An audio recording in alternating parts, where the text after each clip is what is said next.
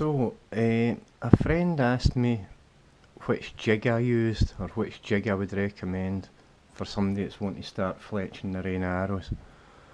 Now, first and foremost, I am no expert on fletching. I can fletch my own arrows, no bother, but I ain't like a specialist in it. You know, I know a wee bit about it and no much else. I'm more your sort of clumsy, get it done, and function over form, I believe it's called. But anyway, here we go. So this is no me trying to say, oh hey, I know loads about fletching arrows. It's more just to tell my pal what I think. This is the first one that I got, right? When I just started, and it's a Nexus. And it did me a treat, right? It's got 3 wee settings there for 3 and 90 degree stuff and that. You can see there, it just slides in there a treat. Sorry about the camera work, but somebody who shall be nameless, me, shot my GoPro case, so until I get a new one I'm having to hold it in my hand. So anyway, arrow sits in there, it's too difficult with one hand. You put a feather in there, drop it on there, it's held by magnets, slap it down, wait a wee minute for your glue to set a bit, unclamp it, turn it, good to go, right? And this one was fine, and what I really liked about it was the fact if you wanted to put a wee bit of helix, as it they call it, on an arrow, can you see that it's all measured and marked in there? And you can just twist these thumb screws, see the whole thing moving across? So you can just tweak how your feathers are lined up, which is great, especially if you're repairing arrows that you didn't fletch in the first place. So this one did me a treat. Never had any trouble with glue, sticking it shut or anything like that, but it did kind of fall apart here. So I thought, I'm going to treat myself to a new one. And I'd heard loads of good things about this next one, so without spending any more time on Old Faithful next, I don't know why I keep it, but just, there you go. Anyway, I switched to the bear paw. And it is brilliant. When I got it, I wasn't that impressed because a lot of it's plastic. I thought, oh man, this is not going to be up to the job at all. But it's amazing, it's brilliant. Now, with this one, you can do, it's set for, I don't know if the camera will pick it up, it's quite hard to see anyway. You can move this up, middle, down, 3 fletches, 4 fletches, 6 fletches, which is brilliant if you want to make a crazy mad flu. You can do that with a 3 fletch, a jig that's only set for 3 by just turning it round, but it's dead handy. I did bunny flu, wherever it is. I did it on here, no bother, a 6 fletched arrow. But, just for information, I'm going 4 fletch all the way from now on, so that to me doesn't make any odds now. I'll be leaving it set at 4. You can adjust it a wee bit either way with an Allen key, and you can move all this. Again, it's a couple of magnets there, arrows sitting in there lovely. There's a nice solid click when you've turned it. This is set for 4, so it's 90 degrees I'm turning it, and it's then at a treat. Perfect, right? So put a feather on, turn it, put a feather on, turn it, put a feather on, turn it, put a feather on, turn it, take the arrow off and go and shoot it, and then refletch it if you're as bad as me.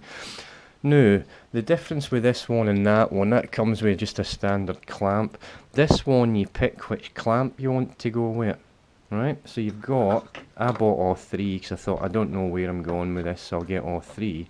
You've got a straight one, you've got a right wing clamp, and a left wing clamp. So, and here's where I think fletching your own arrows, if I'd had any thoughts about it or any advice for anybody in the first place, do you know what I would have been?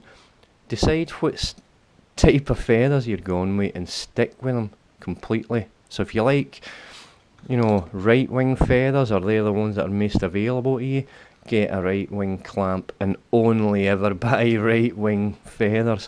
The same way if you'll prefer shield or parabolic or whatever cut you like on your feathers, decide early on and stick with it and only buy the feathers. It's the feathers that make it. The jigs are actually, they're all much of a muchness. I know Greg from 3D Archery uses this one. Loads of people do. It's a great one. And I thought with the plastic clamps, I thought it would maybe get stuck with glue. But look, and I don't exactly clean up after it, but look, it's fine. And what I also like is it sits in there and you can fiddle about with it before it touches the shaft, you know. And there, that's it on. And if I'd glue on that, unclamp it, job done. There you go. I ain't going to do one right now because who wants to watch me that's no very brilliant at fletching arrows, fletching. So the big deal is decide before you start, because feathers aren't exactly cheap.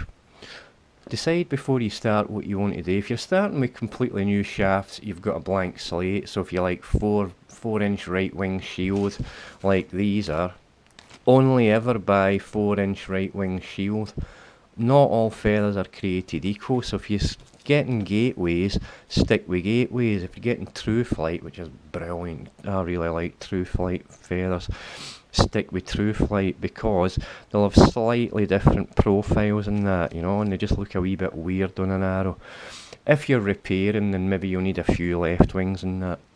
The other thing is, if you need, let's say you're doing 3 fletches and you're going to use a cock and 2 hens, right? If you still do it that way, like, and I know a lot of people like to have a different coloured cock to the 2 hens. I don't care anymore. If you're going that route and you're doing a dozen arrows, you need a dozen cock feathers and 2 dozen hen feathers.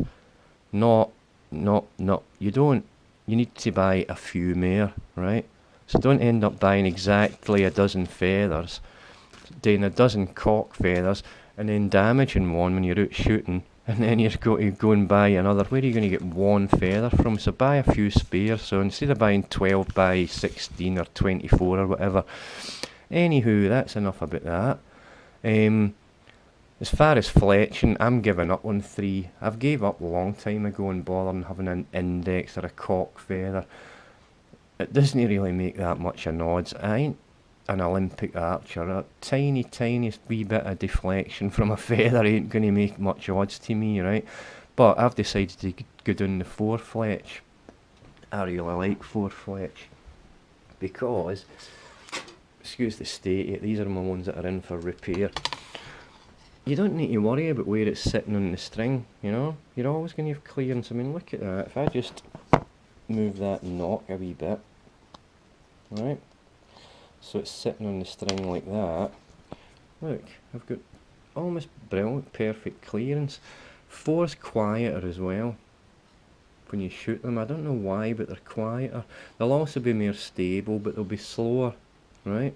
But you could counteract that by going with these are 4-inch, you could go with 3-inch, blah blah blah. So there, that's my wee summary of it.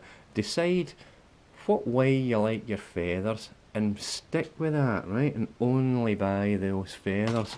Only buy 4-inch parabolic or 4-inch shield, left hand or right hand, whichever you decide, stick with it. Because look, I've got loads of feathers there that I'll never use again, left wing ones and stuff like that, because I was an idiot and just bought them bit by bit when I didn't know any better. As far as other bits, you can end up buying full arrows and one of these wee beasts and cutting your own. So there's a kind of like mere, I can't remember what they call that one, banana shaped one, right? 5-inch, which is good fun. You can do flues with one of them, just wrapping it round. That's great fun as well. So I've got 2 of them, so you can get quite carried away. The jig is only the beginning. The other thing that's well worth a mention, probably actually is equally as important as the jig. Let me just put this arrow out the way before I take somebody's eye out. Arrows. Anywho, glue, right? What glue you want to use? There's millions of glues on the market, blah blah blah. Oh, and I've got some tape, but I forgot about it, right? So there's your normal ones, Fletch Tite, Bonning Fletch Tite, and this platinum, it's really good. The big deal with it, it says on it, for fletching carbon, wood and fiberglass. The big deal with this one is it takes a wee while to cure, right? So if you're clumsy and impatient like me, not much use really, because you just want to be going boom, turn, boom, you know, undoing that clamp and cracking on with the next one. Then you go into super glues, and there's millions of them. Don't buy cheap, nasty, you know, discount store super glue. Buy decent glue for your feathers, they'll stay on longer, right? This stuff's great. Gorilla super glue. I carry some in my quiver, you know, or in my backpack when I'm out, just in case I need a wee bit of running repair. This stuff's good, reasonable price. I haven't tried this one yet, the gel, but we shall see. And this is stunning, this R21 ironclad glue, but it's nigh on impossible to get your hands on in this country, and possibly in the States as well. If possible, I would never use any other glue but this one.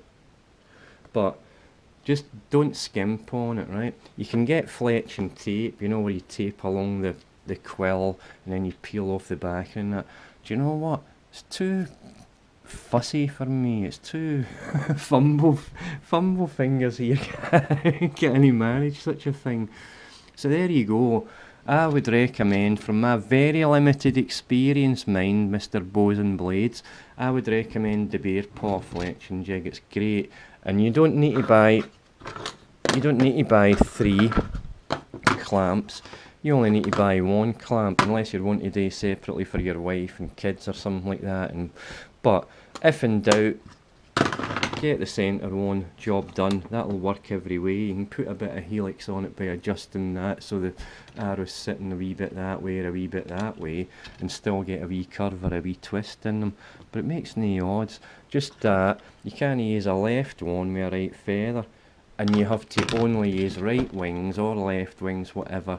But you know all that, everybody knows that. And there's millions of YouTube videos on how to fletch your arrows, how to cut your own fletchings from a full arrow, how to do super cool things like splicing and all that. And I've had a wee go at it that I would show you, but mine's are pretty rubbish. But anyway, basically, you'll be spending a lot of money on these. Get a load of them and get them all the same, right? So that you always end up with 4-inch, look, 4-inch right wing shield, 4-inch right wing shield. What are these? 4-inch right wing parabolic, right? What am I going to do with them? Bin? Well, no bin, but you know what I mean. 4-inch right wing shield, 4-inch right wing parabolic. With no idea what they are. That's a string. Those are arrow wraps.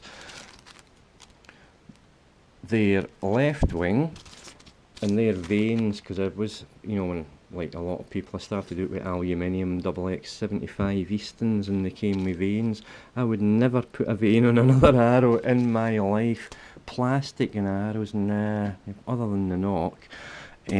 Another thing about them is, if like me you quite often shoot a horse bow and you're shooting off the hand, they just slice right through that knuckle. You get the deepest, most agonising paper cut ever. But the nice thing about it is, if you shoot 20 arrows that way, you can tell your consistency by whether you're bleeding for one cut or multiple cuts. And that's true. I was really pleased I was only bleeding from one place. I thought, hey, my form can't be that bad. So anyway, a lot of me blethering on about nothing. Loads of archery stuff, strings and knocks and strings and badges and silencers and knocks and knock pliers. I don't see me using them again in a hurry. What else? We got serving, string, judo points, camo duct tape. I mean, you have to have camo duct tape or you're nobody. Sense and feel string legs. Israeli Defence Force patch, self-knocky, reinforcements, blah blah blah. There, if you can get it, right, get that R21 ironclad glue type MP2. It's fantastic stuff. From www.axia.co.kr, so that's Korea, I think. I actually got mine from a company in Israel, but there you go. So I bought a load so it would keep me going for a wee while. Don't know what else I can really show you, just loads of archery type stuff, points and blah blah blah. So there you go. I hope that's helped ever so slightly. Speak to you later. Ciao.